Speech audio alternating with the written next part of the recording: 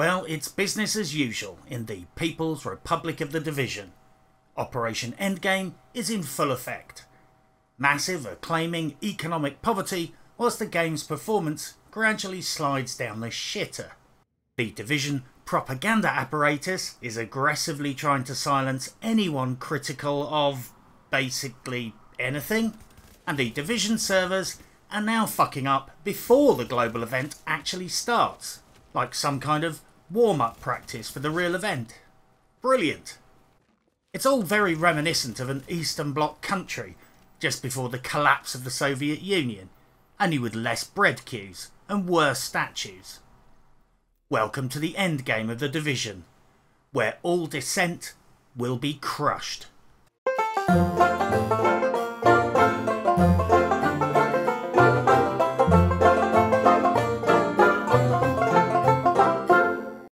Well, Massive's community brown shirts are still running around like a little army of evil Santa's elves, telling us we all must be fucking hyped about the Division 2.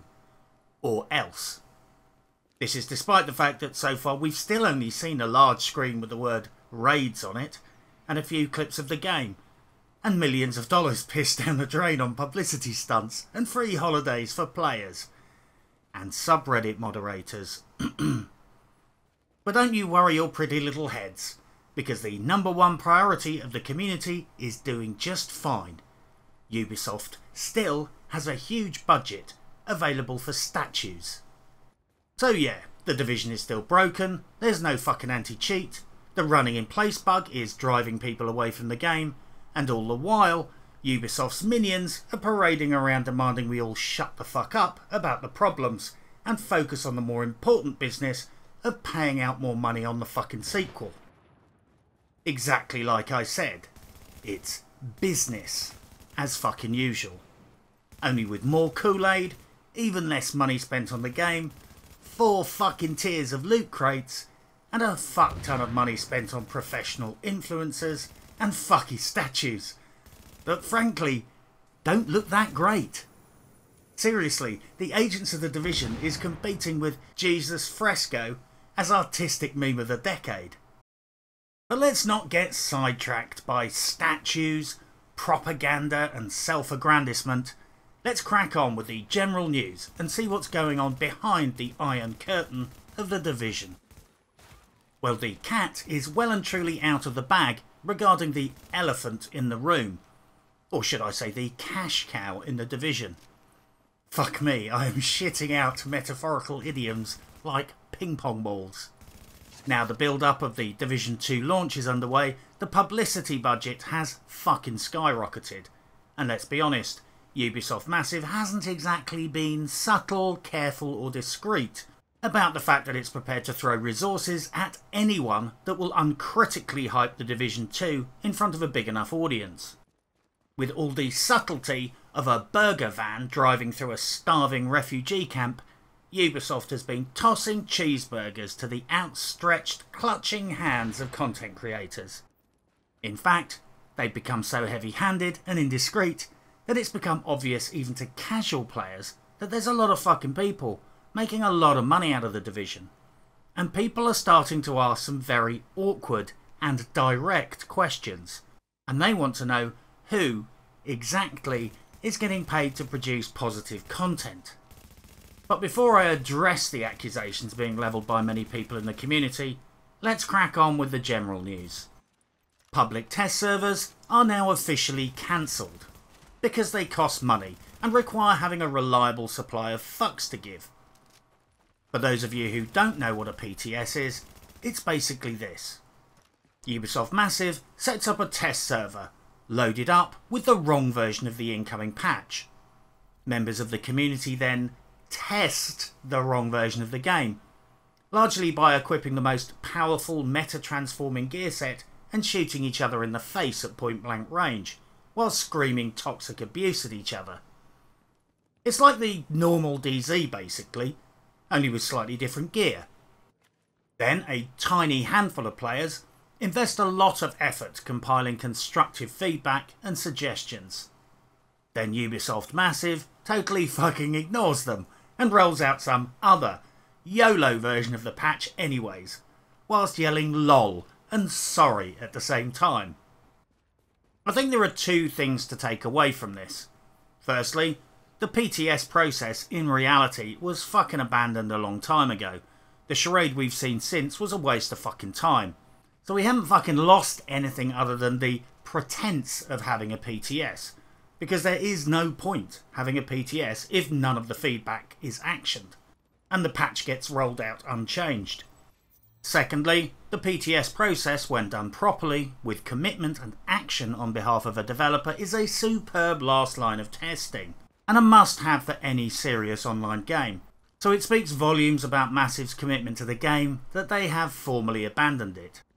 Being pragmatic about this news means accepting that nothing's changed, apart from the fact that they're not even bothered about pretending to give a shit about the PTS. Still, a great shame though. Strykers is going to get nerfed. Details thus far unconfirmed. While Strykers is being largely abused and overused in PvP, this is a synergy of several factors, including things like no anti-cheat, Chronos Max, the showstopper bug, exploits, to name but a few. But let's face it, they ain't going to fix that other stuff, so let's just blame it all on Strykers being overpowered and nerf the fucking shit out of that. That will teach people to complain, I guess. As a PvE player, I'm somewhat mortified that for about the 6th time now, my favourite solo min-maxed PvE gear is about to get arse-fucked for the benefit of PvP. But instead of being negative, I decided to turn my frown upside down. So I put on my scientist outfit and spent some quality me time pulling thoughtful catalogue poses, and finally came up with a rather elegant, multifaceted solution for rebalancing Strykers in a way that will solve the problems in PvP without impacting on PvE. This part is a little bit complicated, so pay careful attention or it might become too difficult to follow. But let's give it a spin and see. In PvP, my priority list for changes to implement are as follows. I don't fucking care. And here's the really clever part. In PvE, they need to fuck off. And leave it the fuck alone. If any of this was too complicated to grasp, I can prepare a PowerPoint presentation if you so desire. But I think the combination of doing whatever the fuck they like in PvP and leaving it the fuck alone in PvE would resolve the situation in a considerate and balanced manner. Look, I have no beef with PvP. Christ, most of my mates are PvP only players. All I'm saying is it's a PvP problem. So leave PvE Strykers alone. I don't like birds with big hairdos and too much makeup, but you don't see me going into my neighbour's house and shaving his wife's head and tossing her into the fucking shower for a scrub up. The new bullshit community management excuse of the month is, we will have to pull resources off the Division 2. Yep, you heard that right. From now on, the new logic is, if we want anything fixed in this game, Ubisoft Massive shake their heads with a concerned frown and explain that this will require pulling resources out of the sequel. This is rhetorical fucking nonsense of the highest order. Yeah, let's run that one again so we can bathe in the full, greasy, slick-tittied sliminess of that deceit. Ubisoft has millions of dollars for E3 promotions, millions to spend on promotional partners, a seemingly unlimited travel budget for its community representatives, a statue building budget larger than Uzbekistan. But if the customers need a game-breaking bug fixed, oh lord, there are no pennies left. That's going to come out of the Division 2's arse. I'm sorry, but this is a rhetorical trope designed to discourage people from asking for stuff to get fixed. The Division and the Division 2 are two separate products. They will be registered as two separate legal entities and incorporated as two entirely separate businesses. Trying to sell the notion that this is a fixed-sum equation where the community needs to choose between the quality of the Division over the quality of the Division 2 is silly, silly nonsense. What about someone who only bought one game or the other? Swapping resources between two entirely different products is not the consumer's problem. That's holding the consumer to ransom over a product they may not have bought. They need to stop with this nonsense. It's insulting to people's intelligence. So what's been going on State of the Game? I've watched the last few State of the Games in detail, and here are the most significant highlights. Now I've been so sidetracked with my my controls. Yes. Look, we can even do stuff like this. Wait, if I'm here, there, I can. Whoa, it's like a romantic video. Can I put my face on yours? Yeah. Whoa, it's not creepy at all. Whoa. Okay, sorry about that. Whoa. Oh bless, they grow up so fast. After my last video, there was a ferocious backlash against my comments about the statue. In order to create an enormous smokescreen surrounding a few key points in my last video, certain Ubisoft proxies kicked up a storm about the statue segment to divert attention away from the rest of the video, I think. Also, if you want to see a perfect example of disinformation at work, check out the debate about me apparently being all tearful and boo-hoo that I wasn't on the statue. Lots of Ubisoft proxy agents discussed at length how terrible this was. But there was one important catch. I never said that. In fact, nobody I know, not one person, ever said that they were sad their names were not on the statue. So I did a bit of research. Sure enough, after I investigated this debate, they all traced back to social media posts made by, you guessed it, members of the elite task force. Representatives of Ubisoft made up a fictional situation, then lost their fictitious shit about it. Fake news at its finest. Yes, you heard that right.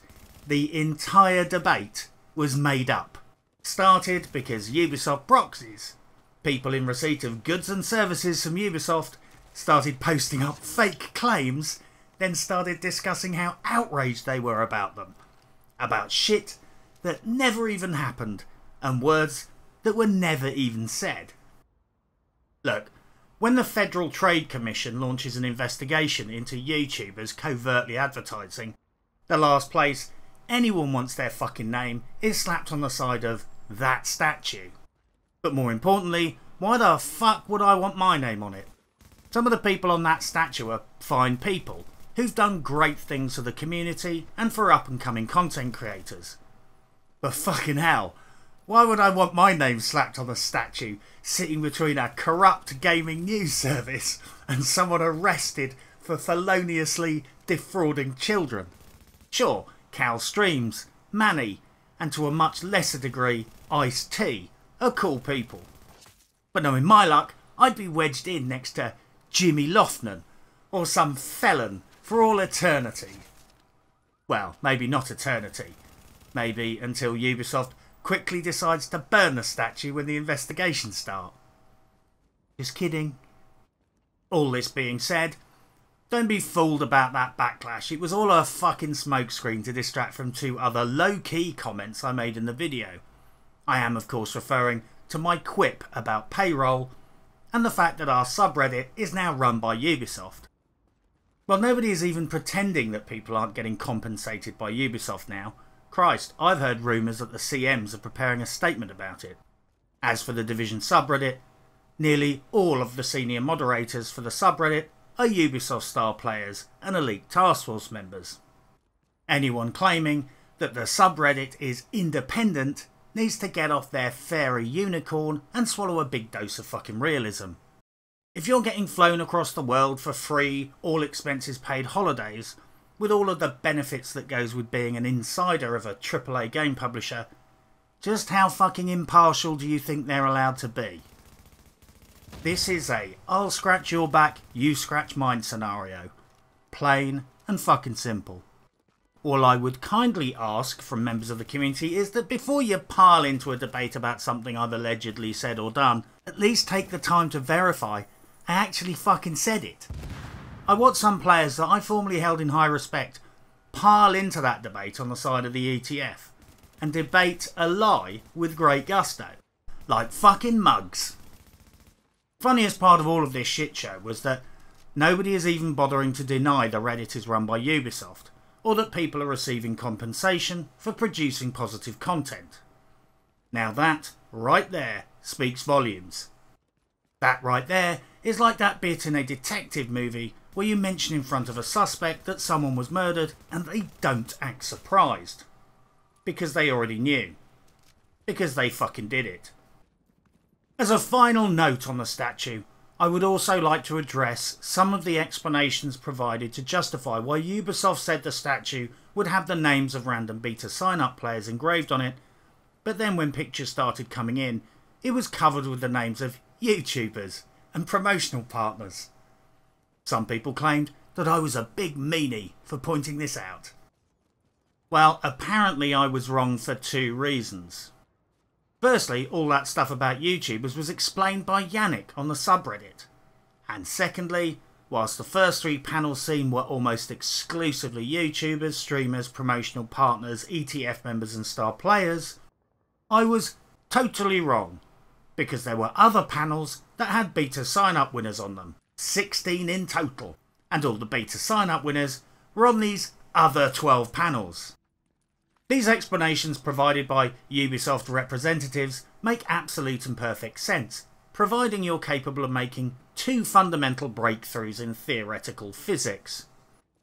Firstly, Yannick's explanation is perfectly valid, providing he is capable of time travel, and he can travel into the past and post that explanation prior to them getting busted for bullshitting us. If you can't time travel, I'm afraid that explanation is just Ubisoft explaining that they got busted, bullshitting us, after the fact. Secondly, the explanation of the extra panels for the statue is perfectly legitimate, providing you're capable of interfacing a three-dimensional object in our universe with a bunch of flat panels existing simultaneously in 16-dimensional space-time. Because last time I fucking checked, you couldn't attach 16 fucking flat panels to a four-sided fucking statue without violating the laws of fucking physics. This might shock some of you, but I am not a trained theoretical physicist myself, but I would nevertheless fucking postulate the following hypothesis. These explanations are bollocks.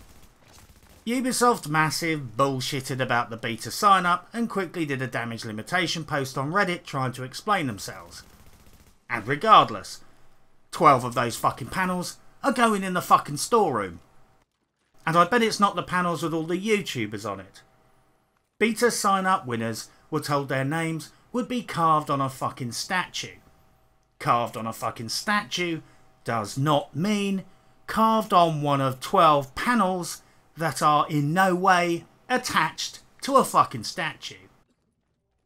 However, if Ubisoft's explanation proved to be correct, I would respectfully like to go on record as being the first person to congratulate the community management team for the 2 Nobel Prizes for theoretical physics that they will undoubtedly win, in the unlikely event that their excuses turn out not to be a giant crock of shit. I would like to quickly discuss the issue of Terry Spear's feelings and the running in place bug. Some very respectful and well-known members of the Division community went onto social media and bravely expressed their frustration that this game-breaking PvP bug has not been addressed, let alone fixed, since it was first reported 5 months ago. Credit to them for risking the backlash by raising these concerns in public. For those of you who don't know, the running in place bug is an easily reproducible exploit which effectively fucks PvP. The reaction was suitably predictable. A gaggle of Ubisoft proxies piled in and griefed the people who legitimately complained. The interesting thing here though is that Terry Spear also joined in the debate to talk about his feelings. Terry was heartbroken that people would think that he and the developers weren't listening to the community. Look, the last thing I would ever want is for Terry's feelings to be hurt. I'm sure I speak for most of the community when I say that Ubisoft's feelings are one of my highest priorities, ranking far higher than actually fixing the fucking game. But his reaction raises a few interesting and important points about the Division. First, it's got really tiresome how Ubisoft Massive switch between money and feelings when it suits them. When they don't want to fix something, they quote financial reasons. When we complain about stuff or call them out for bullshit, suddenly then it switches to feelings. We are being toxic. We are hurting their feelings. We are a big family and we have to struggle through together. Just how about no? I hate to spell this out yet again, but failing to fix bugs in the Division is not an issue on the emotional spectrum. It's about Ubisoft not spending some of the profit on fixing the fucking game. It's got nothing to do with fucking feelings. It's about cold hard cash, or lack thereof. Don't believe me? Let's put this to the test scientifically. I decided to test how important feelings were in the Division. I phoned up 10 video game stores and explained that I knew Terry Spear and that we were all part of the Division community and we were in this together. So could I have a free copy of the Division, please? Because, you know, we're all mates. Here are the results. 0 out of 10 shops cared enough about my feelings to give me a free copy of the game. 10 out of 10 shops told me to fuck off. We can therefore conclude that this is a strictly professional relationship and everyone in the real world thinks this is all about cold hard cash. In Terry's defence, however, perhaps he legitimately can't hear the community complaining because State of the Game chat is so heavily edited, people complaining get their comments deleted and chat is absolutely saturated with fucking Ubisoft proxies flooding chat with hype vomit. Yeah, that could be it. My advice to Terry or any developer would be this. If you genuinely want to hear what the community really thinks, start reading State of the Game chat, but turn moderation off and tell your part-time covert staff to shut the fuck up for a few weeks. You might also want to tell your proxies running the Division subreddit to ease up on the censorship. This collectively might help. I'm sorry, but if the developers are only reading State of the Game chat, the subreddit and the official forums after they've all been censored to fuck, no wonder they don't have a fucking clue how the community really feels. You know what they say? Don't believe your own hype. Anyway, it's easy to complain, but it's important to provide possible solutions to the problems. So here is my solution to the running in place bug. Drastically cut back on your budget for making statues and paying off community proxies with free holidays and goodie bags. Spend less money commissioning YouTubers to make hype videos and spend that fucking enormous pile of cash on some developer time so they can sit down and fix the problem. So simple, yet such a beautiful solution. Alternatively, just keep shitting money into the grubby mitts of content creators and instruct them to convince us that everything is fine. Spoiler alert, the second option is the most likely thing to happen. Well, I guess it's time we took a trip to Community Corruption Corner and addressed the list of growing concerns being raised by the community. In short, there appears to be a crisis of confidence. People have noticed that there is an incredibly strong correlation between social media influencers hyping the fuck out of the Division franchise and those very same people getting goodie bags and free holidays from Ubisoft. They have noticed a strong correlation between people actively engaged in silencing critics and them getting free stuff from Ubisoft. This has naturally resulted in people wanting to know exactly who they can trust. They want to know who is on the payroll, how does the payroll work, who is getting what, and what do they have to do in return? Before I go any further, I need to qualify a few very important points. Despite what you might think, discussing this issue is not something I'm gleeful about. In fact, the exact opposite. I've known about this whole dirty shit show for a long time, but I decided to stay relatively quiet about it for a lot of reasons. There are plenty of YouTubers and content creators that I know are dirty, but that doesn't mean I want bad things to happen to them, or that I want to fuck with their shit, providing of course they stay out of my grill. There is also the issue that some of the people involved are just young, naive and stupid. They saw an opportunity for quick success and took it.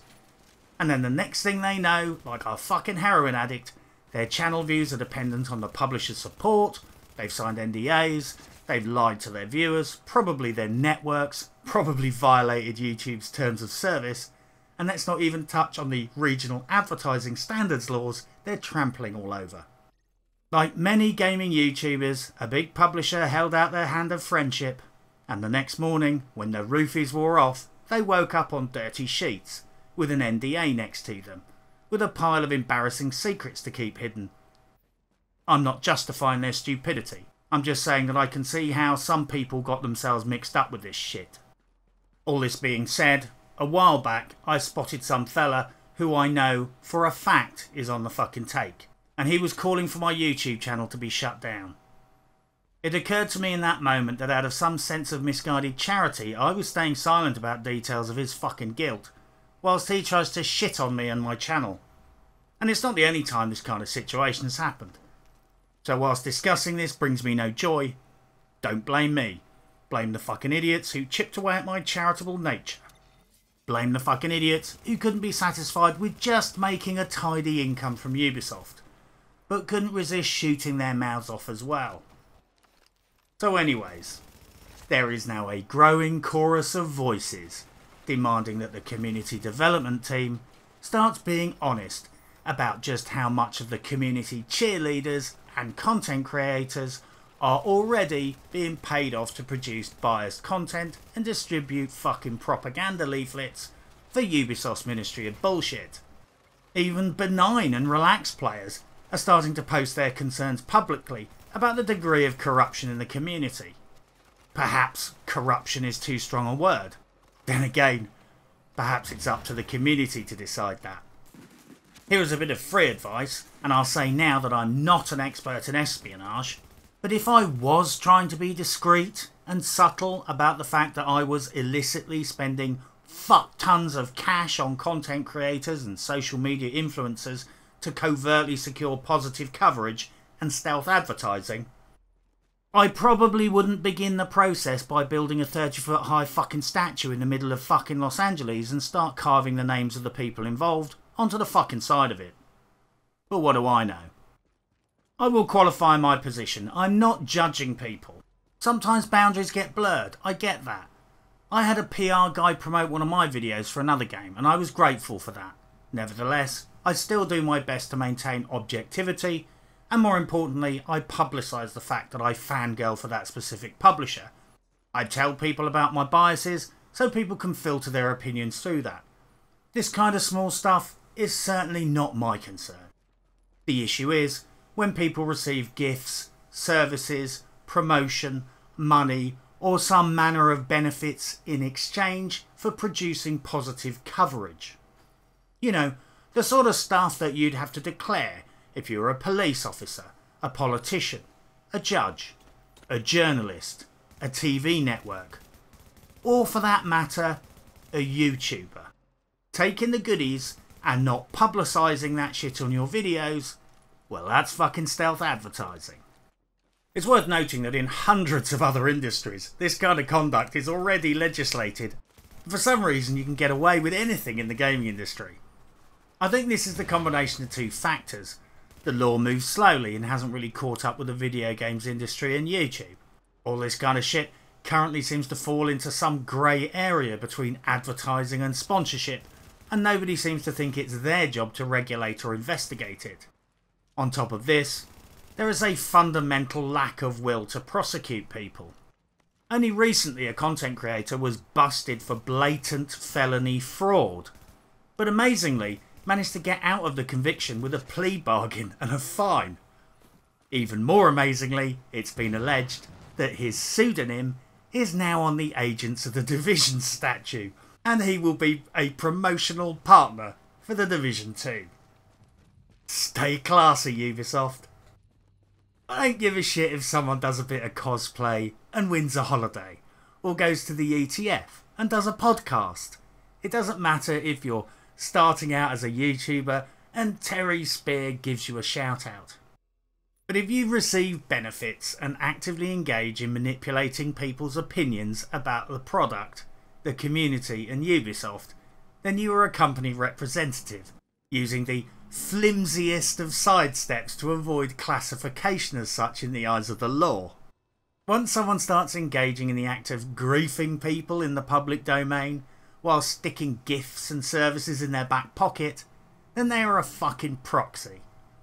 They are now officially part of a covert advertising campaign, and they are covert representatives of a game publisher.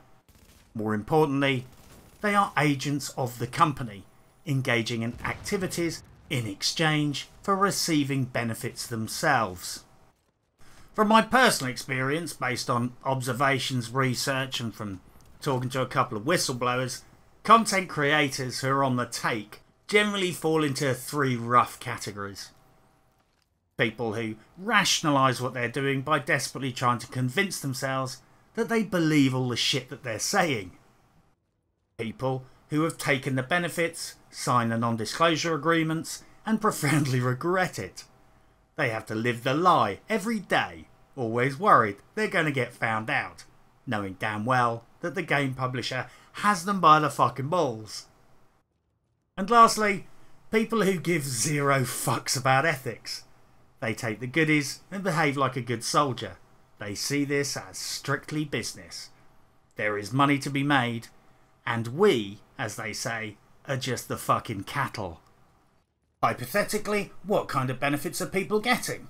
Well, as an example, let's take a look at what is standard practice in the industry at large these days, starting with the small stuff and working our way up.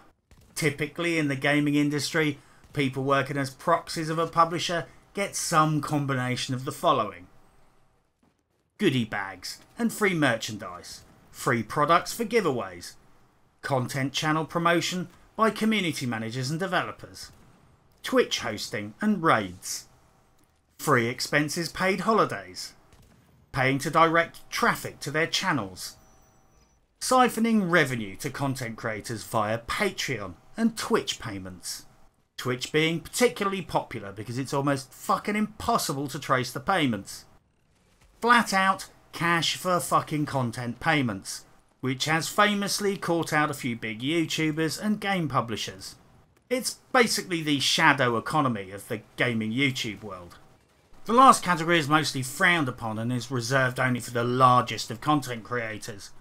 Generally speaking, publishers like to confer benefits to content creators in more indirect and nebulous ways, by boosting their channels and ergo their revenue.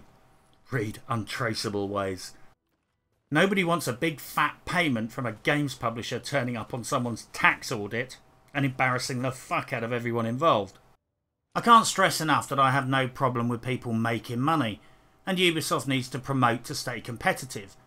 If players and content creators help them, of course they should get fucking paid. This is perfectly fine, as long as it's open, honest and legal. My problem is with publishers giving stuff to people who then march around telling everyone else what to fucking think, whilst they themselves don't tell a fucking living soul that they are effectively advertisers. I'm not saying PR management is a bad thing. In this modern world of the internet, where corporations play dirty, to some degree, Ubisoft needs to protect themselves from negative publicity, especially when it's deliberately orchestrated by their competitors. I am simply saying, if people are working as proxies for Ubisoft or any other company, this needs to be declared on their content. Look, it's no biggie to take goodies from Ubisoft, make positive videos and put up a graphic saying this is a paid advertisement. So why do people try and hide that? Well, if you were told they were advertisers, you wouldn't fucking trust them as much. So put simply, people who are hiding what they're doing are manipulating your trust. And believe me, you would be fucking shocked how many people are doing this in the Division community. The situation is basically similar to prostitution. I think prostitutes are fucking great. They offer a service in exchange for money. They don't really love you, but that's okay because that's not the agreement. Now, if a prostitute forgot to tell you about her occupation, pretended to be your girlfriend, and kept stealing money from you every time she tugged you off under the sheets, then suddenly that's a dishonest situation. Gaming YouTubers frequently behave like prostitutes, and as long as they are honest about the relationships, that's fine. If they're profiting from Ubisoft and not telling you about it, then shining you on with vacuous hype, then that is a fucking problem. If content creators are honest about the fact they suck cock to make a living, that's absolutely copacetic. Just stick that disclaimer on your video, saying, includes paid promotion, and crack on. So let's look at some viewing figures, and how being on side with a game publisher can help your YouTube channel. Do you remember a while back when suddenly there was a spontaneous eruption of, and now the Division is finally perfect, videos and news articles? You may remember me taking the piss out of the Forbes article because it was written by one of Yannick's buddies from Twitter. Well, here are some random anonymous YouTuber stats. I'm going to read out the viewing stats for 5 sequential videos they made. This is posh talk for 5 videos they made in a row. The one in the middle is the video about the Division finally being a fucking perfect game. So we should all already be very suspicious. All of the following YouTubers, by complete random coincidence, made almost exactly the same fucking video at the same time, saying how everything is now fucking perfect in the Division. Please note that the graphics are approximate and I'm not a statistician. I've also rounded figures slightly to help keep these content creators anonymous. So let's look at the stats. 202,000, 173,000 views, 517,000 views for his Division is finally super awesome perfect video, 11,600 views, 4,500 views. Let's take a look at the next YouTuber.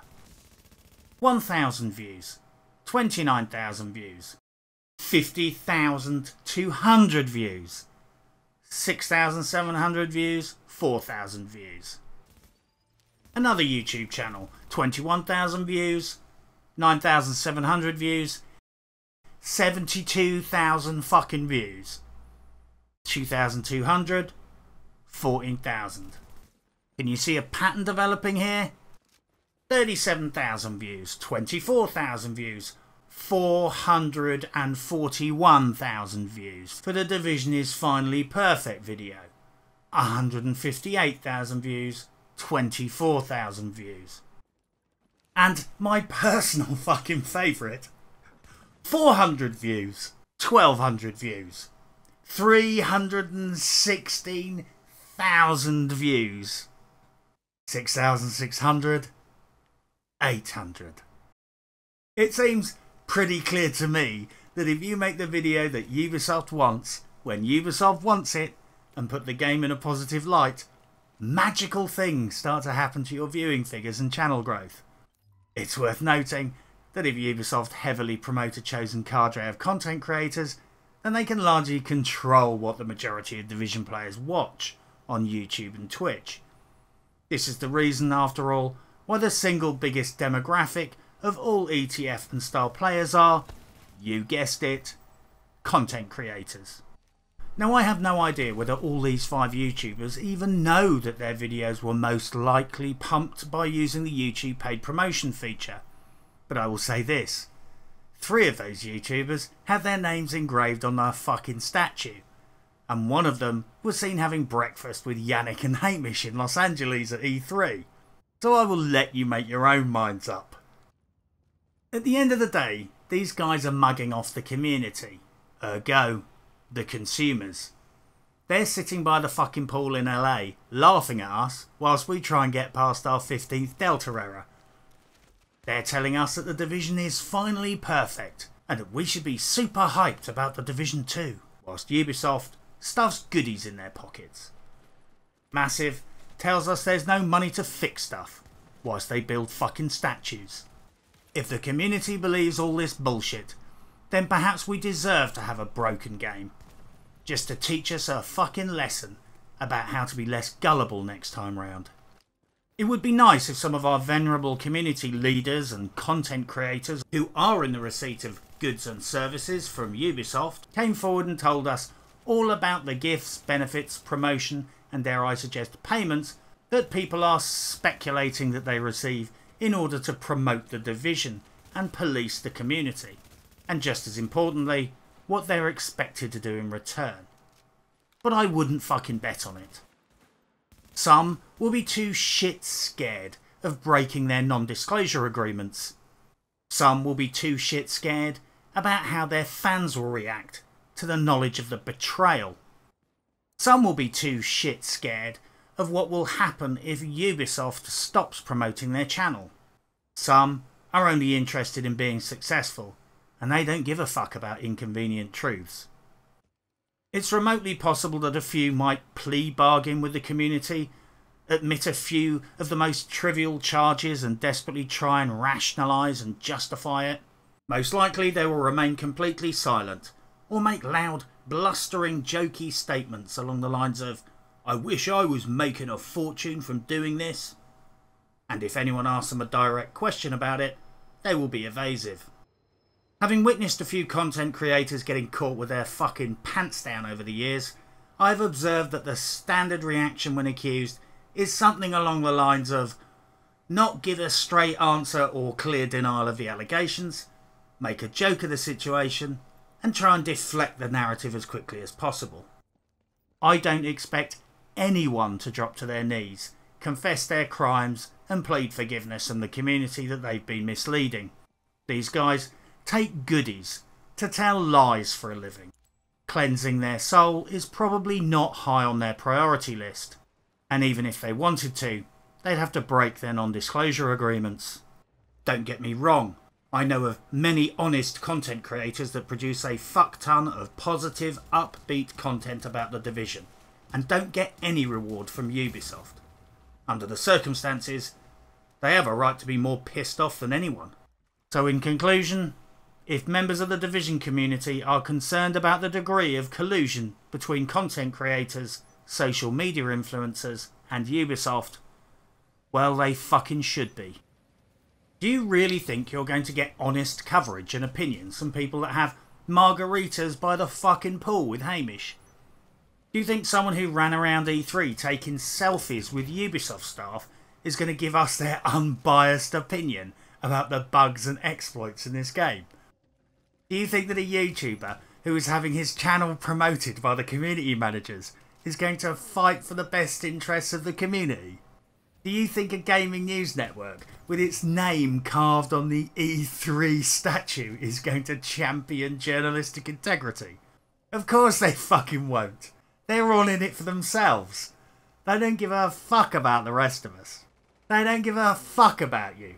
They have all signed their non-disclosure agreements. They have their grubby hands held out for free goodies. And they're going to say whatever the fuck they're told to say. If someone is chilling by the pool with Ubisoft at E3 1 minute, then a day later they're bashing people for criticising a Ubisoft product, then they're hookers pretending to be your girlfriend. Or boyfriend. I'm not sexist. Look, even our fucking subreddit is run by Ubisoft star players and Ubisoft Elite Task Force members.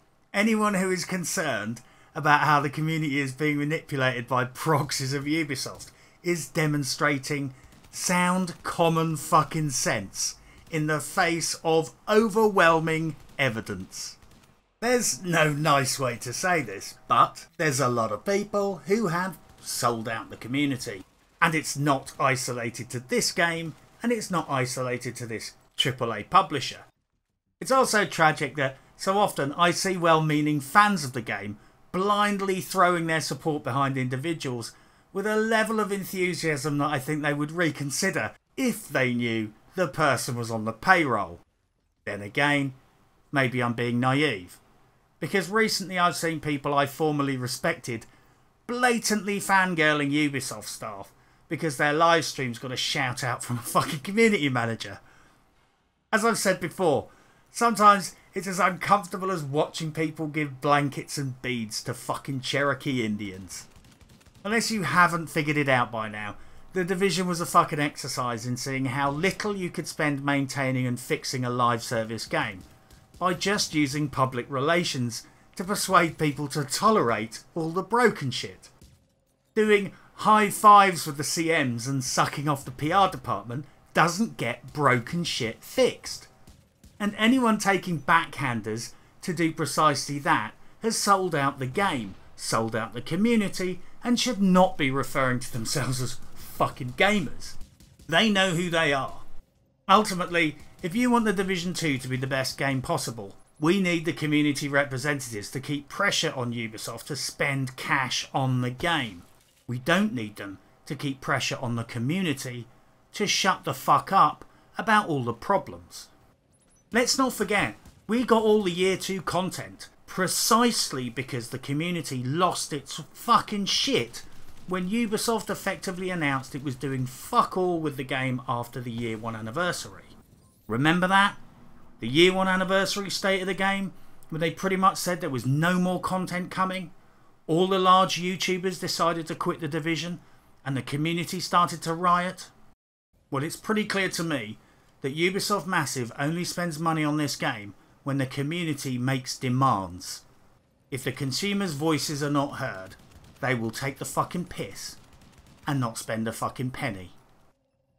People are free to decide whether they want to work for Ubisoft or work for the consumers. That's their fucking choice. But if they work for Ubisoft, they need to start being honest about it, because they're not working in the best interests of the community. But for now, good luck and happy hunting.